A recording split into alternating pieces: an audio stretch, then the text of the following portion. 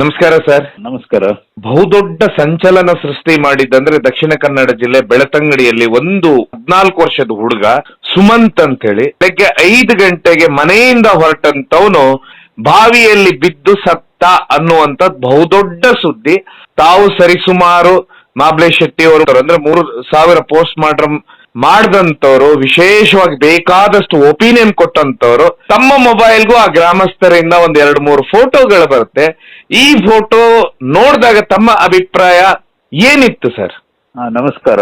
ನನಗೆ ಅದೇ ಒಂದು ಗಂಟೆಯಲ್ಲಿ ನನಗೆ ಫೋಟೋ ಕಳಿಸಿದ್ರು. ಸರ್, ಈ ತರ ಒಂದು ಆಗಿದೆ, ಇದ್ರದ್ದು ತಮ್ಮ ಒಂದು ಒಪಿನಿಯನ್ ಅನ್ನ. ಯಾಕಂದ್ರೆ ಬೆಳ್ತಂಗಡಿ ತಾಲೂಕಲ್ಲಿ ಹೆಚ್ಚಿನವರಿಗೆ ನಮ್ಮ ಹೆಸರು ಗೊತ್ತಿದ್ದೆವು, ಹಾಗಾಗಿ ನನಗೆ ಫೋಟೋ ಕಳಿಸಿದ್ರು. ನಾನು ಅದನ್ನ ನೋಡಿದ ಕೂಡಲೇ ಹೇಳಿದೆ ನಾನು. ಯಾಕಂದ್ರೆ ನಮ್ದೊಂದು ರೂಲ್ ಇದೆ, any injury above the brim of the hat. ಈಗ ತಲೆ ಟೋಪಿ ಹಾಕ್ತಾರಲ್ಲ ತಲೆಗೆ, ಆ ಟೊಪ್ಪಿ ಮೇಲಿಂದ ಟೊಪ್ಪಿ ಕೆಳಗಿದ್ದು ಮೇಲ್ ಬರ್ತದೆ, ಕಿವಿ ಮೇಲ್ಗಡೆ ಅದ ಗಾಯ ಸುತ್ತಲ ಮೇಲ್ಗಡೆ ಬಂದ ಗಾಯವು ಯಾವಾಗ್ಲೂ it should be considered as assault until unless disproved ಅಂತ. ಅಂದ್ರೆ ಈಗ ಮೇಲಿಂದ ಕಲ್ಲು ಮೇಲಿಂದ ಬಿದ್ರೆ ಯಾರಾದ್ರೂ ನೋಡಿದಿದ್ರೆ ಅದು ಡಿಸ್ಪ್ರೂವ್ ಆಗ್ತದೆ, ತೆಂಗಿನಕಾಯಿ ಬಿದ್ರೆ ಡಿಸ್ಪ್ರೂವ್ ಆಗ್ತದೆ. ಬಟ್ ಇಲ್ಲಿ ಏನಾಗಿದೆ ಅಂತ ಹೇಳಿದ್ರೆ, ಈಗ ನಾವು ನೋಡಿದ ಈ ಫೋಟೋದಲ್ಲಿ ನೋಡಿದ ಗಾಯದಲ್ಲಿ ಇದರಲ್ಲಿ 2-3 ಟ್ರಾನ್ಸಾಕ್ಷನ್ ಆಗಿದೆ. ಅಂದ್ರೆ 3 ಸರಿ ಹೊಡೆತಾಗಿದೆ. ಆ ತೆಂಗಿನಕಾಯಿ 3 ಸರಿ ಬೀಳುದಿಲ್ಲ, ಒಂದೇ ಸರಿ ಬೀಳುದು. ಮತ್ತೆ ಬಿದ್ರು ಸಹ ಆ ಪೆಟ್ಟು ಒಂದೇ ಸರಿ ಆಗುದು, 3 ಸರಿ ಆಗುದಿಲ್ಲ. 3 ಸರಿ ಅಂದ್ರೆ 3 ಸರಿ ಬಿದ್ದಿರ್ಬೇಕು, ಎದ್ದು ಪುನಃ ಬಿದ್ದ, ಎದ್ದು ಪುನಃ ಬಿದ್ದು, ಎದ್ದು ಪುನಃ ಬಿದ್ದು. ಹಾಗಾಗ್ಲಿಕ್ಕೆ ಸಾಧ್ಯನೇ ಇಲ್ಲ. ಅದು rarest of the rare. So ಈ ಇಂಜುರಿ ನೋಡಿದ ಕೂಡಲೇ ನಾನು ಹೇಳಿದ್ದೇನೆ, ಇದು ಹೋಮಿಸೈಡ್ ಅಂಟಿಲ್ ಅನ್ಲೆಸ್ ಡಿಸ್ಪ್ರೂವ್ಡ್. ಅರ್ಥ ಆಯ್ತು ಸರ್? ಅಂದ್ರೆ ಹೋಮಿಸೈಡ್ ಅಂದ್ರೆ ಮರ್ಡರ್ ಅಂತ, ಕೊಲೆ. ಅದನ್ನು ಡಿಸ್ಪ್ರೂವ್ ಮಾಡಿದ್ರೆ ಅಂದ್ರೆ ಯಾರು ಬಿದ್ದ ನೋಡಿದಿರೋದು ಆಗ್ಬೋದು. ಬಟ್ ಈಗ ಯಾವ ಫೋಟೋದಲ್ಲಿ ನಾನು ನೋಡಿದ ಫೋಟೋ ಪ್ರಕಾರ ನಾನು ಇಮಿಡಿಯೇಟ್ಲಿ ಅವ್ರಿಗೆ ಹೇಳಿದೆ ಇದು ಮರ್ಡರ್ ಅಂತ ಹೇಳಿದೆ ನಾನು. ಮತ್ತೆ ನಂತರ ಸಹ ನೋಡುವಾಗ ಕೆಲವೆಲ್ಲ ಬೇರೆ ಎಲ್ಲ ಫೋಟೋ ಕೆಲವರು ತೆಗೆದಿದ್ದಾರೆ. ಕೆಲವು ಕನ್ಫ್ಯೂಷನ್ಸ್ ಇತ್ತಂತೆ, ಕುತ್ತಿಗೆ ಹಿಚ್ಚಿಗಿದಾಗೆಲ್ಲ ಇತ್ತಂತೆ ಈ ಹುಡುಗನ ಮೇಲೆ, ಮತ್ತೆ ತರಿಚಿದ ಗಾಯ ಸಹ. ಸೊ ಇದನ್ನೆಲ್ಲ ನೋಡುವಾಗ ದೇರ್ ಇಸ್ ಅ ಸ್ಟ್ರಗಲ್. ಅವರು ಹೋರಾಟ ಕೊಟ್ಟಿದ್ದಾರೆ. ಏನು ಆ ಹುಡುಗ ಹೋರಾಟ ಮಾಡಿದ್ದಾನೆ, ಖಂಡಿತ ಮಾಡಿದ್ದಾನೆ. ಮತ್ತೆ ಅದಾದ ನಂತರ ಸ್ವಲ್ಪ ತರ್ಚಿದ ಗಾಯ ಇದೆ ಅಂತೆ. ತರ್ಚಿದ ಗಾಯ ಅಂದ್ರೆ ಈ ರಕ್ತ ಎಲ್ಲಿ ಬಿದ್ದಿತ್ತು ಅಲ್ಲಿಂದ ತರ್ಚಿದ ಗಾಯ ಅವರನ್ನು ಎಳ್ಕೊಂಡು ಹೋಗಿ ಹಾಕಿರ್ಬೋದು. ಅವ್ರ ಪ್ರಕಾರ ತರ್ಚಿದ ಗಾಯ ಸ್ವಲ್ಪ ಇದೆ ಅಂತ ಹೇಳಿದ್ರು. ಅದು ಅಂದ್ರೆ ಅಲ್ಲಿ ಹುಲ್ಲೆಲ್ಲ ಇದೆ ಅಂತೆ. ನಾನೇನು ಕ್ರೈಮ್ ಸೀನಿಗೆ ಹೋಗಿಲ್ಲ. ನೋಡಿ, ಸತ್ತ ಬಾಡಿನೂ ನೀರಿಗೆ ಹಾಕಿದ್ರು ಸಹ ಡ್ರೌನಿಂಗ್ ಅಂತಾನೆ ಹೇಳುದು. ಈಗ ಏನಾಗ್ತದೆ ಅಂತ ಹೇಳಿದ್ರೆ, ಈಗ ಡ್ರೌನಿಂಗ್ ಅಂದ ಕೂಡಲೇ ಜನರು ತಪ್ಪು ತಿಳ್ಕೊಳ್ತಾರೆ, ಅವ್ನು ನೀರಿಗೆ ಬಿದ್ದು ಸತ್ತ ಅಂತ ಆಗ್ತದೆ. Drowning is a diagnosis of exclusion. ಅಂದ್ರೆ ನಾವು ಎಲ್ಲ ತೆಗೆದಿಟ್ಟ ನಂತರ ಡ್ರೌನಿಂಗ್ ಅಂತ ಕೊಡ್ಬೇಕು. ನಾವು ಈಗ ಮುಳುಗಿ ಸಾಯ್ತಾರ ಅಂತ ಹೇಳ್ತಾರ, ನೀರು ಕುಡಿದು ಮುಳುಗಿ ಸಾಯ್ತಾರ ಅಂತ ಹೇಳ್ತಾರೆ, ನೀರಿಗೆ ಬಿದ್ದು ಸತ್ತರದೇ ಡ್ರೌನಿಂಗ್ ಅಂತ ಹೇಳುದು. Okay sir. ದೂಡಿದಾರ ಅದು ಎಲ್ಲದನ್ನು ತೆಗೆದು ನಂತರ ನಾವು ಫೈನಲ್ ಒಪಿನಿಯನ್ ಕೊಡ್ಬೇಕು. ನಾನು ಕಣ್ಣಾದ್ರೂ ನೋಡಿದ್ರು ಸಹ ನಾನು ಅದನ್ನು ಡೈರೆಕ್ಟ್ ಆಗಿ ಡ್ರೌನಿಂಗ್ ಅಂತ ಕೊಡುದಿಲ್ಲ. ನಾನು ಕೊಟ್ಟಿದ್ರೆ ಡ್ರೌನಿಂಗ್ ಈ ಕೇಸಲ್ಲಿ ಬರುವುದಿಲ್ಲ. ಯಾಕಂತ ಹೇಳಿದ್ರೆ ಇದರಲ್ಲಿ ಹೆಡ್ ಇಂಜರಿ ಇಸ್ ಅ ಕಾಸ್. ನೋಡಿ, ಅವರಿಗೆ ಫ್ರಾಕ್ಚರ್ ಸಹ ಇದೆ, ಇಂಟ್ರಾಕ್ರೇನಿಯಲ್ ಹೆಮರೇಜ್ ಇದೆ, ಸಬ್ಡ್ಯೂರಲ್ ಸಬ್ಅರಕ್ನೈಡ್ ಎಲ್ಲ ಆಗಿದೆ, ತುಂಬಾ ಗಾಯ ಇದೆ ತಲೆ ಒಳಗೆ. ಈ ತರ ಇದ್ದ ಕಾರಣ ಇದು drowning is not the cos of death. ಯಾವುದೋ ಒಂದು ಮರದ ಸೋಂಟೆಯಲ್ಲಿ ಹೊಡೆದಿದ್ದಾರೆ ತಲೆಗೆ, ಅದು ಸಹ 3-4-5 ಫೀಟ್ ಒಳಗಿದ್ದು ಸೋಂಟೆ, ಜಾಸ್ತಿ ಸಲ್ಲ 4 ಫೀಟ್ ಒಳಗಿದ್ದು.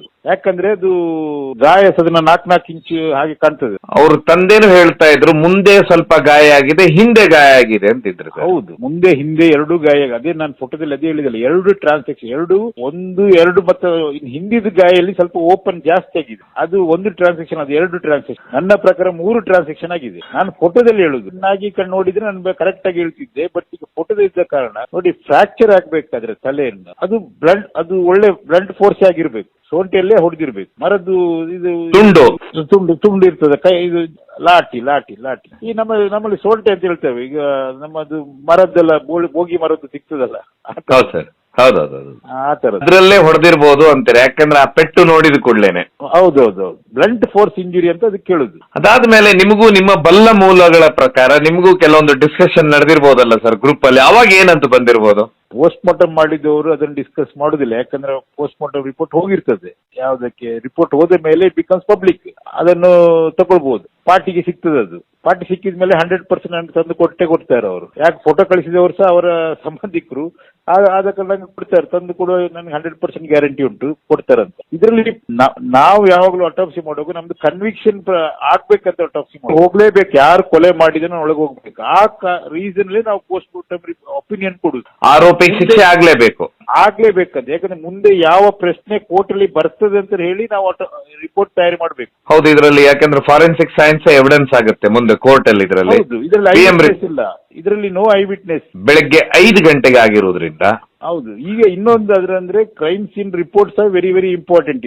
ಆ ಒಂದು ಡೈಲಿ ಆಕ್ಟಿವಿಟೀಸ್ ಬರ್ತದೆ ಅವ್ರದ್ದು. ಅವ್ರು ಆತರ ಆ ರೋಡಲ್ಲಿ ಹೋಗ್ತಾನ, ಆ ರೋಡಲ್ಲಿ ಹೋಗುದಿಲ್ವಾ, ಯಾಕೆ ಹೋದ, ಇದು ಪೊಲೀಸಿಗೆ ಸಖತ್ ಇನ್ವೆಸ್ಟಿಗೇಷನ್ ಮಾಡಬೇಕಾಗ್ತದೆ. ಬಟ್ ನಮ್ಮ ಕರ್ನಾಟಕ ಪೊಲೀಸ್ 100% ಅವರು ಹಿಡಿತಾರೆ, ಅದ್ರ ಬಗ್ಗೆ ಡೌಟ್ ಇಲ್ಲ. It is matter of time ಅಷ್ಟೇ. ಇನ್ನೊಂದು ಕಡೆ ಸರ್, ಬೆಳಗ್ಗೆ 5:05 ಆಗಿದ್ರಿಂದ ತುಂಬಾ ಅಲ್ಲಿ ಹೆಚ್ಚು ಮನೆಗಳಿಲ್ಲ, ತೋಟದ ಪ್ರದೇಶ, ಅಡಿಕೆ ತೋಟ ಇರುವಂತದ್ದಲ್ಲಿ ಅಲ್ಲಿ ಏನಾಗ್ತದೆ, ಒಂದು ಕಳ್ಳರಿದ್ರು, ಒಂದು ಏನು ನೋಡಬಾರ್ದನ್ನು ನೋಡಿದಾನ, ಈ ತರದೆಲ್ಲ ಬರ್ತದೆ ಅಲ್ಲಿ. ಅಂದ್ರೆ ಇವನು ನೋಡಿದ್ದನ್ನು ಇವನು ಹೊರಗೆ ಬಂದು ಹೇಳಿದ್ರೆ ಏನೋ ಆಗ್ಬೋದು ಅಂತ ಹೇಳಿ ಅದು ಆಗಿರ್ಬೋದು. ಕಳ್ಳರಾಗಿರ್ಬೋದು. ಕಳ್ಳರಾದ್ರೆ ಅವ್ರು ಹೊಡೆದು ಹೋಗ್ತಾರೆ ವಿನ ಎಳೆದು ನೀರಿಗೆ ಹಾಕೋ ಪ್ರಶ್ನೆ ಬರುದಿಲ್ಲ ಯೂಶುವಲಿ. ನೋಡಿ, ಅದು ಕ್ರೈಮ್ ಅಲ್ಲಿ ಸಹ 2-3 ಇದೆ. ಈಗ ನಾವೊಂದು ವೆಂಜೆನ್ಸ್ ಸುಪಾರಿ ಕೊಟ್ಟು ಕೊಲ್ಲುವವರು ಪಟಕೆ ಕೊಂದು ಓಡಿ ಹೋಗ್ತಾರೆ ಅವರು. ಇದು disposable of body, evidence last ಮಾಡ್ಲಿಕ್ಕೆ ನೋಡಿದ್ದಾರೆ ಇವರು. ನೋಡಿ, ಅವರು ಕೊಂದು ಅಲ್ಲಿ ನೀರಿಗೆ ಹಾಕಿದ ಕೂಡಲೇ ಅಲ್ಲಿ ಹುಡುಕಿ ಅಲ್ಲಿ ಏನಾಗಿದೆ, ಅಲ್ಲಿ ರಕ್ತ ಇತ್ತು ಅಂತ ಹೇಳಿದ್ರಪ್ಪ. ನನ್ಗೆ ಗೊತ್ತಿಲ್ಲ ಎಷ್ಟು ದೂರದಲ್ಲಿ ರಕ್ತ ಇತ್ತು ಅಂತ. ಆ ರಕ್ತ ಬಿದ್ದ ಜಾಗದಿಂದ ಎಳ್ಕೊಂಡು ಬಂದಿದ್ದಾರೆ ಅವನು. ನನಗೆ ಅವ್ರ ರಿಲೇಟಿವ್ಸ್ ಹೇಳಿದ್ದನ್ನು ನಾನು ನಿಮ್ಮ ಹತ್ರ ಹೇಳ್ತಿದ್ದೇನೆ ಅಷ್ಟೇ. ಸರ್, ಇದಾದ ಮೇಲೆ ಇದು ಏನಂತ ಹೇಳಿದ್ರೆ, ಈ ರೀತಿ ಆದಾಗ ಒಂದು ವೇಳೆ ಜೀವ ಇದ್ದಾಗನೇ ನೀರಲ್ಲಿ ಹಾಕಿದ್ರೆ ಯಾವ ರೀತಿ ಅದು PML ಗೊತ್ತಾಗುತ್ತೆ ಸರ್, ಅಥವಾ ಸಂಪೂರ್ಣವಾಗಿ ಉಸಿರು ನಿಂತ ಮೇಲೆ ಬಾವಿಗೆ ಹಾಕಿದ್ರು ಗೊತ್ತಾಗುತ್ತೆ ಸರ್?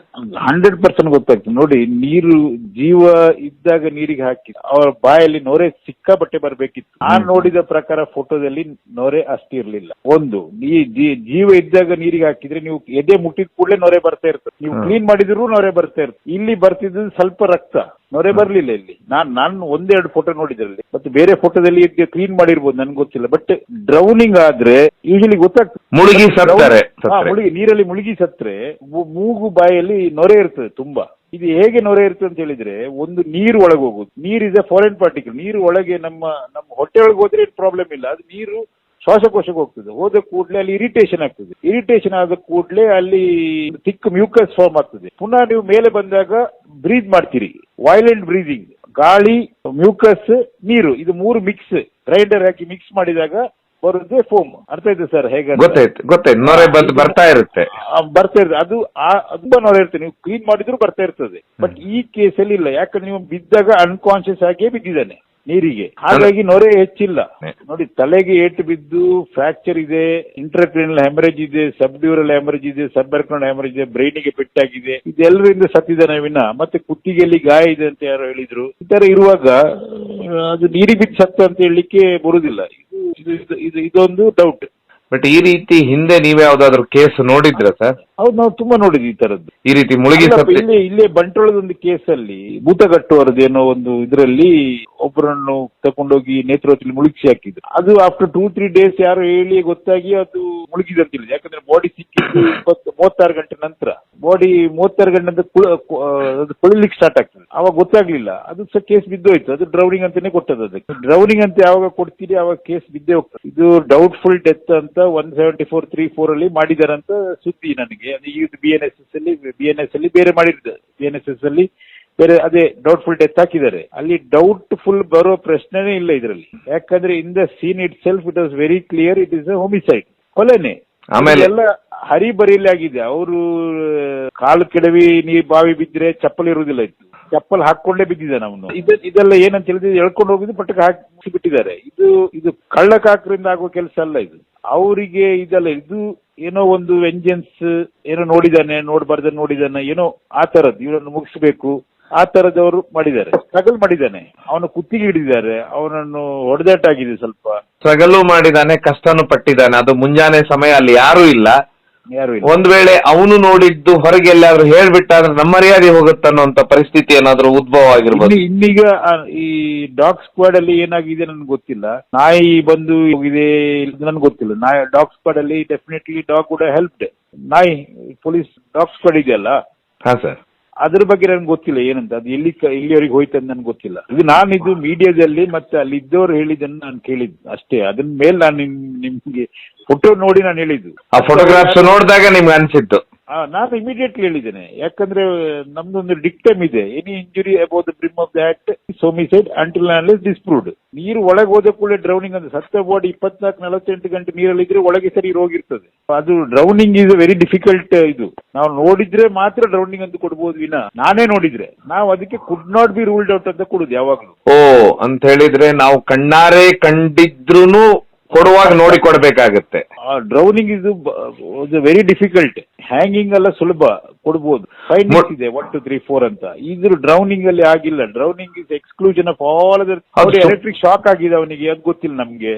ಈ ತರ ತುಂಬಾ ಇದೆ. ತಲೆ ಮೇಲೆ ತೆಂಗಿನಕಾಯಿ ಬಿದ್ದಿರ್ಬೋದು, ಏನಾದ್ರೂ ಬಿದ್ದಿರ್ಬೋದು ಮೇಲೆಯಿಂದ. ಇದನ್ನೆಲ್ಲ ರೂಲ್ ಔಟ್ ಮಾಡಬೇಕು, whether that matches with the findings. ನೋಡಿ, ಗಾಯ ಆದ ಕೂಡಲೇ ಆ ಗಾಯ ಇದಕ್ಕೆ ಸಂಬಂಧಪಟ್ಟದ ಗಾಯ ಅಂತಾನೆ ನಾವು ನೋಡ್ಬೇಕು ಅದನ್ನ. ಈಗ ನಾವು ಸುಮ್ಮನೆ ಅದು ಅಲ್ಲ ಅಂತ ಹೇಳಲಿಕ್ಕೆ ಆಗುದಿಲ್ಲ. ಈಗ ತೆಂಗಿನಕಾಯಿ ಬಿದ್ರೆ ಆಗ್ಬೋದೇ ಇಲ್ಲೋ, ಇದು ಎಷ್ಟು ಸೆಂಟಿಮೀಟರ್ ನಮ್ಮ ತಲೆಗೆ ಟಚ್ ಆಗ್ತದೆ ಅಷ್ಟು ಮಾತ್ರ ಗಾಯ ಆಗ್ತದೆ. 3.5-4 ಇಂಚ್ ತೆಂಗಿನಕಾಯಿ ಟಚ್ ಆಗುದಿಲ್ಲ ನಮ್ಮ ತಲೆ ಮೇಲೆ, ಯಾಕಂದ್ರೆ ಅದು ರೌಂಡ್ ಇದೆ. ತಲೆ ಸರ್ ರೌಂಡ್ ಇದೆ, ತೆಂಗಿನಕಾಯಿ ಸರ್ ರೌಂಡ್ ಇದೆ. ಆಮೇಲೆ ಹಿಂದೆ ಮುಂದೆ ಎರಡು ಕಡೆ ಆಗೋ ಸಾಧ್ಯತೆ ಇಲ್ಲಲ್ಲ. ಒಂದೇ ಜಾಗದಲ್ಲಿ ಆಗ್ಬೇಕದು. ಒಂದೇ ಜಾಗದಲ್ಲಿ ಆಗ್ಬೇಕು. ನೋಡಿ, ಒಂದು ಹಿಂದೆ ಒಂದು ಮುಂದೆ ಅಂತ ಹೇಳಿದ ಕೂಡಲೇ ಅದು ಕಿವಿಯ ಮೇಲ್ಗಡೆ. ನಿಮ್ಗೆ ನಾನು ಇಂಗ್ಲಿಷ್ ಅಲ್ಲಿ ಹೇಳಿದ ಅರ್ಥ ಆಗಿಲ್ಲ. ಬ್ರಿಮ್ ಆಫ್ ದ ಹ್ಯಾಟ್ ಅಂತ ಇದೆಯಲ್ಲ, ಅದ್ರ ಮೇಲ್ಗಡೆ ಆದ ಗಾಯ ಯಾವಾಗ್ಲೂ ಇದೇ ತರದಲ್ಲಿ ನಾವು ಕೆಲವು ಕೇಸಲ್ಲಿ ಪೊಲೀಸರಿಗೆ ಗೈಡ್ ಮಾಡಿದ್ವಿ, ಇದು ಬಿದ್ದ ಗಾಯ ಅಲ್ಲ. ನಿಮಗೆ ಒಂದು ಸಿಂಪಲ್ ಎಕ್ಸಾಂಪಲ್, ನಾನು 2000 ಇಸ್ವಿಯಲ್ಲಿ ಉಡುಪಿಯಲ್ಲಿ ಒಂದು ಕೇಸ್ ಇತ್ತು. ಅದರಲ್ಲಿ ಏನ್ ಮಾಡಿದ್ರು ಅಂತ ಹೇಳಿದ್ರೆ, ಗಂಡ ಹೆಂಡತಿ ತಕೊಂಡೋಗಿ ಹೆಂಡತಿ ಕೊಂದಿದ್ದಾನೆ. 3 ಸರಿ ತಲೆ ಜಜ್ಜಿದ್ದಾನೆ, ಕರೆಕ್ಟ್ 3 ಸರಿ ಜಜ್ಜಿ ಅವ್ರು ಬಿದ್ದು ಸತ್ಲ ಅಂತ ಹೇಳಿದ್ದಾನೆ. ಮನೆಯವರು ಒಪ್ಕೊಂಡ್ರು, ಎಲ್ಲರೂ ಒಪ್ಕೊಂಡ್ರು. ನಮ್ಮನ್ನು ಕ್ರೈಮ್ ಸೀನಿಗೆ ಕರೆದಿದ್ರು, ನಾವು ಅಲ್ಲಿ ಹೋಗಿದ್ದೆವು. ಹೋಗಿ ನೋಡಿದ ಕೂಡಲೇ ಹೇಳಿದ್ದೆವು, ಇದು 3 ಸರಿ ಹೇಗೆ ಬೀಳ್ತಾರ ಅಂತ. ಒಂದೇ ಒಂದು ತರ್ಚಿದ ಗಾಯ ಇರಲಿಲ್ಲ. ಇಮಿಡಿಯೇಟ್ಲಿ ನಾವು SP ಗೆ ಹೇಳಿದೆವು, ಅವ್ರಿಗೆ ಹೇಳಿದೆವು ಇದು ಮರ್ಡರ್ ಅಂತ ಹೇಳಿದೆವು. ಅವ್ರು ಇಮಿಡಿಯೇಟ್ಲಿ ಅವನಿಗೆ ಹೇಳಿದ್ರು, ನೀನು ತಲೆ ಹಿಡ್ಕೊಂಡು ಜಜ್ಜಿದೆಯಲ್ಲ 3 ಸರಿ ಅಂತ. ಅವ್ನು ಒಪ್ಕೊಂಡ. ಅವಾಗ ಹೌದು ಸರ್, ಯಾರು ನೋಡಿದ್ರು ಅಂತ ಕೇಳಿದ್ರು. ಅವ್ರು ಸುಡ್ಲಿಕ್ಕೆ ಪ್ಲಾನ್ ಮಾಡ್ತಿದ್ರು. ಆ ತರ crime scene is very very important. ನಾವಂದ್ರೆ ಓಪನ್ ಮೈಂಡ್ ಅಲ್ಲಿ ಹೋಗ್ಬೇಕು. ಈಗ ಎಲ್ಲರೂ ಹೇಳಿದನ್ನು ಕೇಳ್ಕೊಂಡು ನಾವು ನಮ್ಮ ತಲೆ ಯೂಸ್ ಮಾಡ್ಬೇಕು ಅಷ್ಟೇ. ಈ ಫೋಟೋ ನಿಮ್ಮ ಹತ್ರ, ಫೋಟೋ ತೆಗೆದುಕೊಳ್ಳೇನೆ ನಿಮ್ಮ ಹತ್ರ ಬಂದಿತ್ತು? ಆ ಫೋಟೋ ಬಂತು ಯಾಕಂತ ಹೇಳಿದ್ರೆ, ಅಲ್ಲಿ ಅವ್ರು ಹೇಳಿದ್ರು ಮಂಗಳೂರಿಗೆ ಕಳಿಸಿದ್ದೇವೆ, ನಿಮ್ಮ ಹತ್ರ ಬರ್ತೇವೆ ಅಂತ ಹೇಳಿದ್ರು. ಆ ತರ ಹೇಳಿದ್ದು. ಅವ್ರಿಗೆ ಗೊತ್ತಿರ್ಲಿಲ್ಲ ಅದು ನಮ್ಮ ಹತ್ರ ಬರುದಲ್ಲ ಅಂತ. ಅವ್ರಿಗೆ ಗೊತ್ತು ಪಾಪ. ಅವರು ಡಾಕ್ಟರ್ ಈ ತರ ಒಂದು ಕೇಸ್ ಆಗಿದೆ, ಇದು ಎಂತ ಇದು ಅಂತ ಕಳಿಸಿದ್ರು. ನಿಮ್ಮ ಹತ್ರ ಬರ್ತಾ ಉಂಟು ಇದೇ ಕೇಸ್ ಅಂತ ಹೇಳಿದ್ರು. ಆ ಭಾಗದಲ್ಲಿ ಜನಪ್ರಿಯರು, ಹೀಗಾಗಿ ನೀವು ಹೇಳಿರ್ತಾರ ಅವ್ರು ಕಾಮನ್ ಇದರಲ್ಲಿ.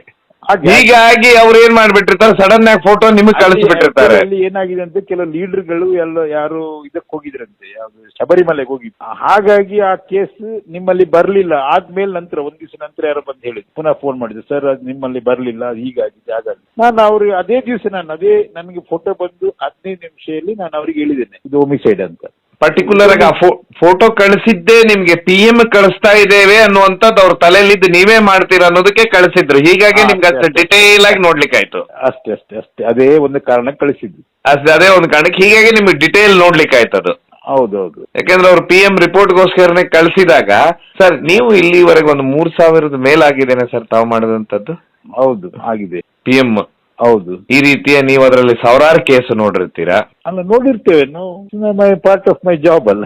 ಹೌದೌದು. ಒಬ್ಬ ಪ್ರತಿಭಾವಂತ ವಿದ್ಯಾರ್ಥಿ ಸರ್, ಅವನು ಬೆಳಗ್ಗೆ ಹೋಗ್ತಾ ಇದ್ದ, ಈ ರೀತಿ ಅವನದ್ದು ಹತ್ಯೆ ಆಗುತ್ತೆ. ಈಗ ಕೊನೆಯದಾಗಿ ಏನ್ ಹೇಳ್ತೀರಾ ಸರ್ ಇದರಲ್ಲಿ? ಯಾವ ರೀತಿ? ತುಂಬಾ ನೋವಾಗಿದೆ.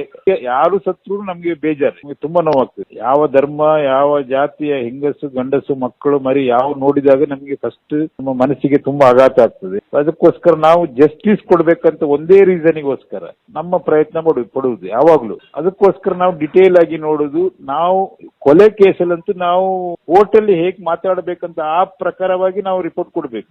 ಅಲ್ಲ, ಪೊಲೀಸರ ತನಿಖೆ ಅದೇ ತರ ಇರ್ತದೆ. ನೋಡಿ, ಪೊಲೀಸರು ಒಬ್ಬರಿಂದ ಆಗುದಿಲ್ಲ ಇದು ಯಾವುದು. ಪೊಲೀಸರು, ಡಾಕ್ಟ್ರು, PP ಅವರು, ವಿಟ್ನೆಸ್ ಎಲ್ಲರದ್ದು ಅವ್ರವ್ರದ್ದು 10%, 20%, 5%, 1% ಎಲ್ಲರ ಕಾಂಟ್ರಿಬ್ಯೂಷನ್ ಇದೆ. ಖಾಲಿ ಪೊಲೀಸ್ IO ಇಂದ ಆಗೋ ಕೆಲಸ ಅಲ್ಲ ಇದು. ಚಾರ್ಜ್ ಶೀಟ್ ಬರೋ IO assistant is very very important. ಯಾರು ಚಾರ್ಜ್ ಶೀಟ್ ಬರೀತಾರೆ ಅವರು ಡಿಸ್ಕಸ್ ಮಾಡಿ ಬರೆದ್ರೆ ಯಾವ ಕೇಸು ಸಹ ಬಿದ್ದೋಗುದಿಲ್ಲ. ಅಂದ್ರೆ ಇದು ಎಲ್ಲರದ್ದು ಕಾಂಟ್ರಿಬ್ಯೂಷನ್ ಬೇಕು. ನಾವೀಗ ಬರೆದಕ್ಕೆ ನಾನು ಅಲ್ಲಿ ಕೋರ್ಟ್ ಅಲ್ಲಿ ವಿಸ್ಟ್ಯಾಂಡ್ ಮಾಡ್ಬೇಕು. ನಾನು ನಿಂತು ಆ ಡಿಫೆನ್ಸ್ ಲಾಯರ್ ಅವರಲ್ಲಿ ನಾವು ಫೇಸ್ ಮಾಡ್ಬೇಕು. ಪ್ರಶ್ನೆಗಳನ್ನ ಕೇಳ್ತಿರ್ತಾರೆ.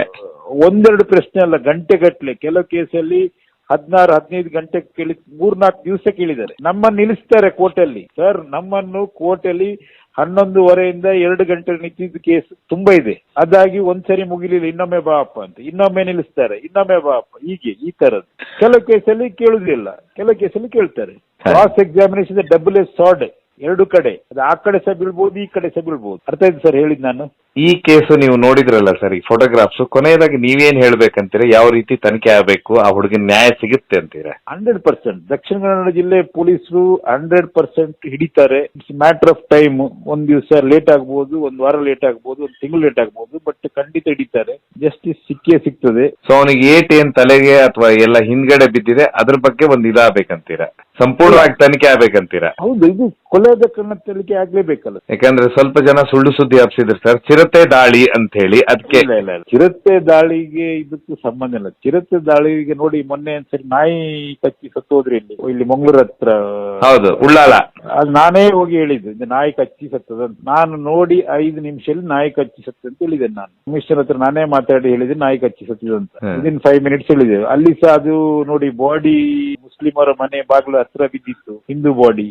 ಅಲ್ಲಿ ಎಲ್ಲ ಕಮ್ಯುನಲ್ ಟೆನ್ಷನ್ ಆಗುವಂತದಿತ್ತು, ಸ್ಟಾರ್ಟ್ ಆಗಿತ್ತು. ಬಟ್ ಅದು ನೋಡಿದ್ಕೊಳ್ಳಿ ಹೇಳಿದೆವು, ಇದು ನಾಯಿ ಕಚ್ಚಿದ್ದು, ಚಿರತೆ ಮತ್ತೆ ನಿಮ್ಮ ಬಿಯರಿಗೆ, ಕರಡಿಗೆ, ಇದೆಲ್ಲ ಮುಖಕ್ಕೆ ಕಚ್ಚುದು, ಕಾಡಂದಿ, ಇದೆಲ್ಲ ಗಾಯ. ನಾವು ಕಾಡಂದಿ ನೋಡಿದ್ಕೊಳ್ಳಿ ಹೇಳ್ಬೋದು. ಬಟ್ ಸ್ಪೆಸಿಫಿಕ್ ಆಗಿ 5 ಫೀಟ್ 4.25 ಫೀಟ್ ಇದು ಸೋಲ್ಟೆ ಯಾಕೆ ಕೇಳಿದೆ ಅಂತ ಹೇಳಿದ್ರೆ, ಆ ಗಾಯ ಆತರ ಇದೆ. ಈ ಏಟು ನೋಡ್ದ ನಿಮಗೆ ಒಬ್ಬ ಪ್ರೊಫೆಷನಲ್ ಹೊಡೆದಾಗಿದ್ದೇನಾ, ಅಥವಾ ಒಬ್ಬ ಕಳ್ಳ ಹೊಡೆದಾಗಿದ್ದೇನಾ, ಅಥವಾ ಅಚಾನಕ್ ಆಗಿ ತನ್ನ ತಪ್ಪನ್ನ ಮುಚ್ಕೊಳ್ಳಿಕ್ ಹೊಡೆದವನ ತರ ಇರುತ್ತೆ ಸರ್? ಇದು ಪ್ರೊಫೆಷನಲ್ ಹೊಡೆದಾಗಲ್ಲ.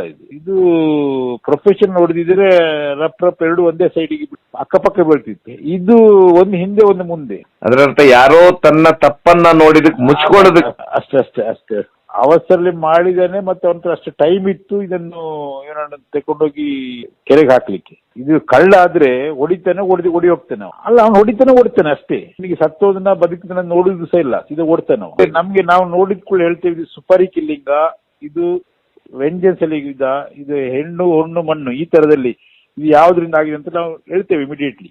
ನೋಡಿ, ಎಕ್ಸಿಕ್ಯೂಷನ್ ಯಾರು ಸಹ ಕೊಲೆ ಮಾಡಬಹುದು, ಡಿಸ್ಪೋಸಲ್ ಬಾರಿ ಕಷ್ಟ. ಕೊಲೆ ಯಾರು ಮಾಡ್ತಾರೆ, ಬಟ್ ಆ ಬಾಡಿನ ತಕೊಂಡೋಗಿ ಹಾಕುದುಂಟಲ್ಲ, ಅದು ಭಾರಿ ಟೆನ್ಷನ್. ಅಲ್ಲೇ ಸಿಕ್ಕಿ ಬೀಳುದು ಎಲ್ಲರೂ. ಇದೀಗ ಕೆರೆ ಪಕ್ಕದಿತ್ತು, ತಕೊಂಡು ಕೆರೆಗೆ ಹಾಕಿ. ಅದರಲ್ಲಿ ನೋಡಿ, ಅವನು ಅದು ಆತರ ಗಾಯ ಆಗ್ಬೇಕಾದ್ರೆ ಒಂದು ಸೈಡ್ ಅಲ್ಲಿ ಕಲ್ಲು ಕಟ್ಟಿದ್ರೆ ಅದು ಒಂದು ಗಾಯ ಆಗ್ತದೆ. ಕೆರೆಯಲ್ಲಿ 10 ಫೀಟ್ ಎಷ್ಟು ನೀರಿತ್ತು, 20 ಫೀಟ್ ಎಷ್ಟು ಇತ್ತು ಅಂತ ಹೇಳಿದಾಗ ಆಯ್ತು ನಂಗೆ. ಹೌದೌದು, ಇತ್ತಂತೆ ಸರ್, ನೀರಿತ್ತು. ಹಾಗಾಗಿ ಅವ್ನು ಕೆಳಗೆ ಹೋಗಿ ನೆಲಕ್ಕೆ ಕುಡಿಯೋ ಪ್ರಶ್ನೆನೇ ಬರುವುದಿಲ್ಲ. ಸೊ ಒಂದು ಗಾಯ ಆಗ್ಬೋದು. ನೋಡಿ, ಇನ್ನೊಂದು ಸಿಂಪಲ್ ನಿಮ್ಗೊಂದು ಕಡಬ ಸ್ಟೇಷನ್ ಅಲ್ಲಿ ಒಂದು ಹೀಗೆ ಸಿಮಿಲರ್ ಕೇಸ್ ಇತ್ತು. ಬಾವಿಗೆ ಹೋಗಿ ಹಾರಿದ್ಲಂತ. ನಾವು ಕ್ರೈಮ್ ಸೀನ್ ಹೋಗಿ ಜಸ್ಟ್ ವಿದಿನ್ 10-20 ಮಿನಿಟ್ಸ್ ನಾವು ಬಂದು ಕಡಬ ಎಸ್ಐ ಹತ್ರ ಹೇಳಿದೆವು, ಇದು ಕೊಲೆ ಅಂತ. ಈ ತರ ತುಂಬಾ ಕೇಸ್ ಇದೆ. ಅದಕ್ಕೆ 302 ಬುಕ್ ಇದೆ. ಸೇಮ್ ಸಿಮಿಲರ್ 174-34 ಅಲ್ಲಿ ಬುಕ್ ಆದ ಕೇಸ್. ಅದು ನಾವು ಕ್ರೈಮ್ ಸೀನ್ ಹೋಗಿ ಇದೇ ಇವನ್ ಏನ್ ಮಾಡಿದಾನೆ, ಕೊಂದು ತಕೊಂಡೋಗಿ ಬಾವಿಗೆ ಹಾಕಿದ್ದಾನೆ. ಐ ವಿಟ್ನೆಸ್ ಮಗುವೆ, ಅವಳು ಹೇಳಿದ್ರು ಇಲ್ಲ ನಾವೇನ್ ಮಾಡ್ಲಿಲ್ಲ ಅಂತ. ಕೊಲೆ ಅಂತ ಹೇಳಿದ ನಂತರ ಇವನು ತಲೆಗೆ ಹೊಡೆದಿದ್ದಾನೆ, ಇದೇ ತರ ಹೆಡ್ ಇಂಜುರಿ ಆಗಿ. ಅದು ಕನ್ವಿಕ್ಷನ್ಸ್ ಆಯ್ತು ಅವನಿಗೆ. ಆವಾಗ ಮಗು ಡೈರೆಕ್ಟ್ ಆಗಿ ಹೇಳಿತು, ಇಲ್ಲ ನನ್ನ ಅಪ್ಪನೇ ಹೊಡೆದದ್ದು, ತಲೆಗೆ ಹೊಡೆದದ್ದು, ಮನೆಯಲ್ಲಿ ಹೊಡೆದದ್ದು ಅಂತ ಹೇಳಿತ್ತು. ನೋಡಿ, ಸ್ವಲ್ಪ ವೆರಿ ಇಂಪಾರ್ಟೆಂಟ್. ಈಗ ಐ ವಿಟ್ನೆಸ್ ಇಲ್ಲ, ಇದನ್ನೆಲ್ಲ ಕ್ರೈಮ್ ಸೀನ್ ಅಲ್ಲಿ ಕರೆಕ್ಟ್ ಆಗಿ ನೋಡಿದ್ರೆ ಎಲ್ಲ ಬರ್ತದೆ 100%. ಸೊ ಒಟ್ಟಾರೆಯಾಗಿ ಇದೂ ಒಂದು ನಿಮ್ಮ ಪ್ರಕಾರ ಸರಿಯಾದ ರೀತಿಯಲ್ಲಿ ತನಿಖೆ ಆಗಿ ಸರಿಯಾಗಿ ಎಲ್ಲ ಎವಿಡೆನ್ಸು ಆಗ್ಬೇಕಂತೀರಾ ಸರ್? ಅಲ್ಲ, ತನಿಖೆ ಖಂಡಿತ ಕರೆಕ್ಟ್ ಆಗಿ ಮಾಡ್ತಾರಲ್ಲ ಪೊಲೀಸರು. ಇರುದೇ ತನಿಖೆ ಮಾಡ್ಲಿಕ್ಕೆ 100% ಮಾಡ್ತಾರೆ. They will do their job. ಅದಕ್ಕೆ ಪೂರಕವಾಗಿ ನಮ್ಮಂತವ್ರು ಸಪೋರ್ಟ್ ಮಾಡ್ಬೇಕಷ್ಟೇ. ಅಂದ್ರೆ ನಮ್ಗೆ ತಿಳಿದ ಬಗ್ಗೆ, ನಮ್ಗೆ ಒಂದು ಮಿನಿಮಲ್ ನಾಲೆಜ್, ಒಂದು 100 ರೂಪಾಯಲ್ಲಿ 1 ಪೈಸೆ ನಾಲೆಜ್ ಇದೆ ನಮ್ಗೆ, ಅದರಿಂದ ಸ್ವಲ್ಪ ನಾವು ಕಾಂಟ್ರಿಬ್ಯೂಟ್ ಮಾಡ್ಬೋದು ಪೊಲೀಸರಿಗೆ. ಆತರ ನೋಡುವ ಸರ್, ತಾವು ಹೇಳಿದ್ದನ್ನ ಕೇಳ್ತಾರ ಅಂತ ಕೇಳುವ. ಯಾಕಂದ್ರೆ ಹುಡುಗನಿಗೂ ನ್ಯಾಯ ಸಿಗ್ಲೇಬೇಕು. ಅಲ್ಲಿ ಯಾರು ಆರೋಪಿ ಇದ್ದಾನೆ ಅವನಿಗೆ ಶಿಕ್ಷೆ ಆಗ್ಲೇಬೇಕು. ತುಂಬಾ ಧನ್ಯವಾದ ಸರ್ ಮಾತಾಡಿದ್ದಕ್ಕೆ. Thank you sir.